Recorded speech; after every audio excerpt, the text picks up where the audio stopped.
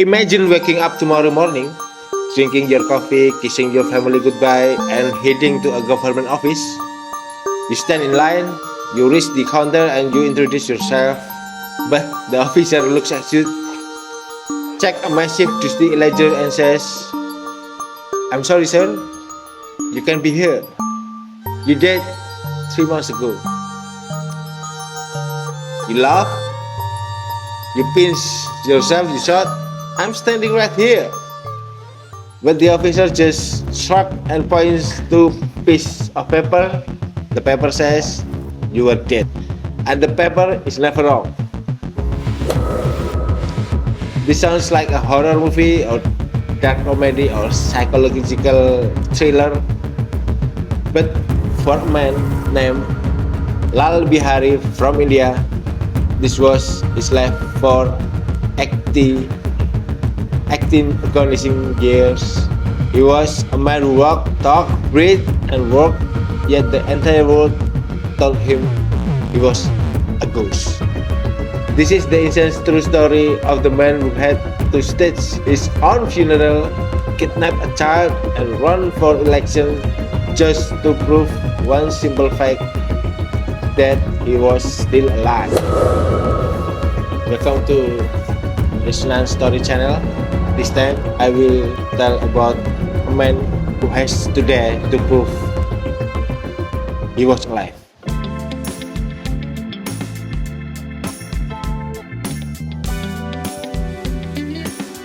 The nightmare began in 1976. Lal Bihari was a young man, barely 20 years old, living in the Asamgarh district of Uttar Pradesh, India. He was full of ambition. He wanted to expand his small weaving business, and to do that, he needed a bank loan. To get the loan, he needed proof of collateral. He needed the deed to his ancestral land. So, with high hopes, he walked into the local revenue office, the Tehsil. He asked the clerk, the Lekpal, to pull up the property records under his name. The clerk flipped through the pages, ran his finger down to the column and stopped. He looked at the Lal Bihari with a confused expression. "Lal Bihari?" The clerk asked. "Yes, that is me." The young man replied, "No." The clerk said firmly, "Lal Bihari is dead." Lal Bihari was stunned. He argued, he pleaded, he showed his face, but the clerk showed him official government record.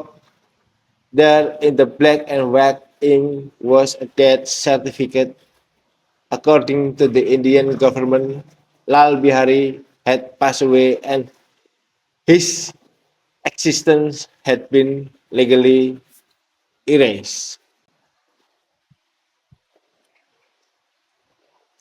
Shock quickly turned into a cold realization. How could this happen? It was a clerical error, it was a crime, and the criminal was family. Lal Bihari discovered that his aunt uncle was the mastermind behind the fake death. In rural India, land is more valuable than gold. His uncle had realized that if Lal Bihari were out of the picture, the family land would pass to him as the next of kin. But murder, killing people, is messy and dangerous. Bureaucracy, however, is quiet and efficient. The uncle had simply bribed the village revenue officer, the Lekpal, with a small sum of money. For a handful of rupees, the official falsified the records. He wrote a fiction that Lal Bihari had died, and just like that, the land was transferred to the uncle. Quite genius. It was a theft committed with a pen, not a gun. And because the system was a corrupt, the pen was mightier than the truth. Lal Bihari thought, I am here. I am alive. I can just go to court and fix this. But he was wrong. He had entered a bureaucratic black hole, a situation so absurd it could only be described as Kafkaesque. When he went to the police, they asked for ID. When he showed up ID, they checked the record and saw he was dead. We cannot take a complaint for a dead man, they said. When he went to court, the lawyers told him to file a lawsuit, you must exist. Legally, you do not exist. He was trapped in a loop. To prove he was alive, he needed a court order. To get a court order, he needed to be alive. For years, he was humiliated. His neighbor mocked him. He was the ghost of Asam. He lost his business opportunities. He lived in poverty, watching his uncle farm and the land that was rightfully his.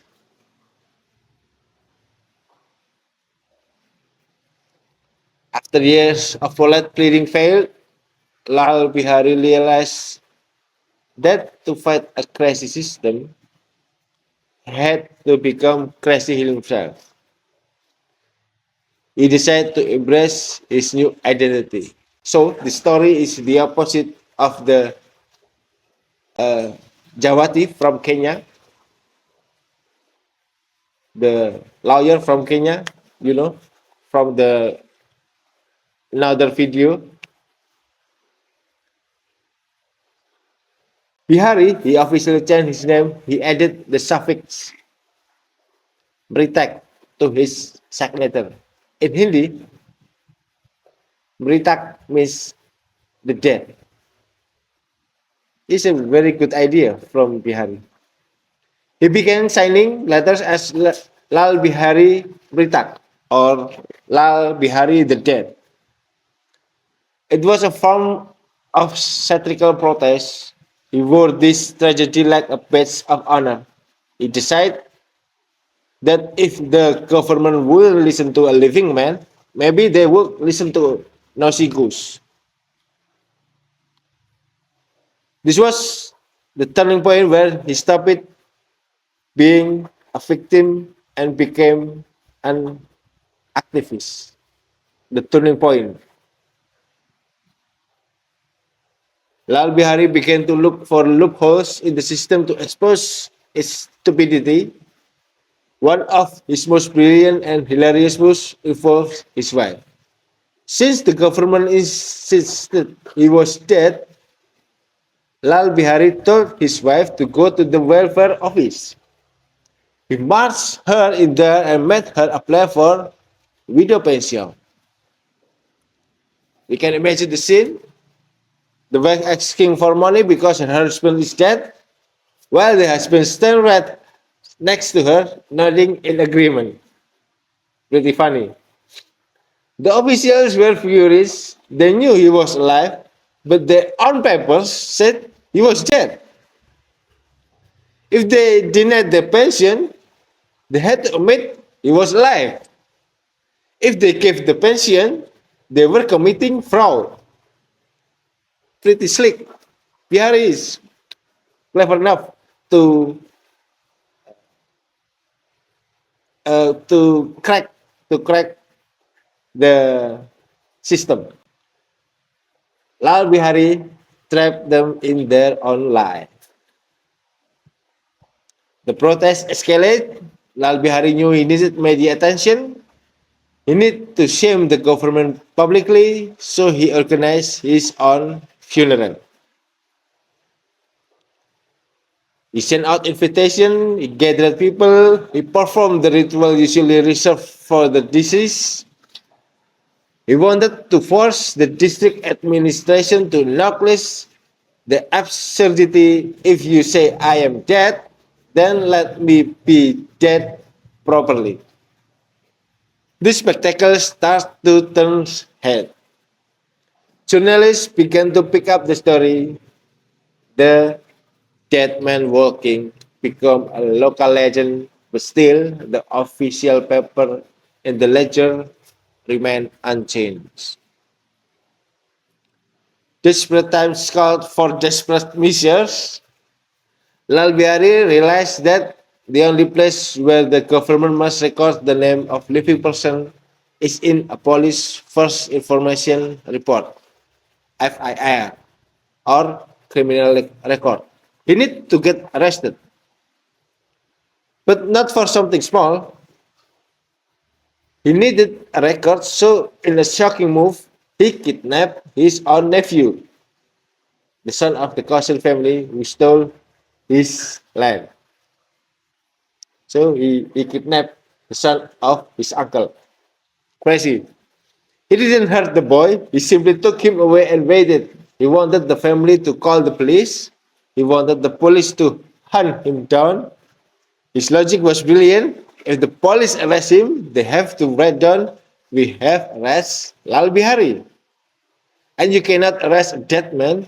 A criminal record will be his proof of life. Brilliant. When the kidnapping stunt didn't fully resolve the paperwork, Lal Bihari took his fight to the biggest test of all, democracy. He decided to run for election. He filled his nomination papers to become a member of parliament. He even ran against the former Prime Minister of India, Rajiv Gandhi, in the election. Again, the logic was undeniable. The election commission had to accept his papers. If he was on the ballot, he had to be alive. He campaigned with slogans like "Vote for the living dead." He didn't expect to win votes. He wanted to win his life back. He stood on podiums, screaming at the crowds, using the election as a megaphone for his plight. During his journey, Lal Bihari uncovered something terrifying. He wasn't the only one. He found that in the state of Uttar Pradesh alone, there were thousands of people, mostly poor farmers, who had been declared dead by greedy relatives to steal land. So, this is about corrupt and propaganda and the abuse of power. He realized this was a systematic disease, so he founded the Mritak Sak, the Association of the Living Dead. Suddenly, the ghost of Assam Guard was a leader. He organized rallies where hundreds of dead people marched through the street. They were a ghost army fighting for the right. The organization grew to have tens of thousands of members. He gave a voice to the voiceless, quite literally. Finally, the pressure became too much for the government to ignore.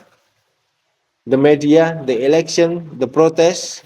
It was an embarrassment to the Indian state. So, the conspiracy of the India governments shake. On June 13, 1994, exactly 18 years after he was declared dead, the district magistrate of Assam Guard signed an order. The death certificate was annulled. Lal Bihari was officially declared alive.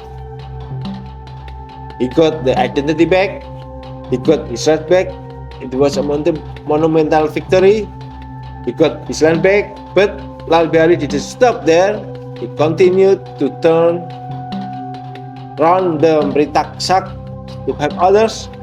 His life became so legendary that it inspired a Bollywood movie titled Kagas.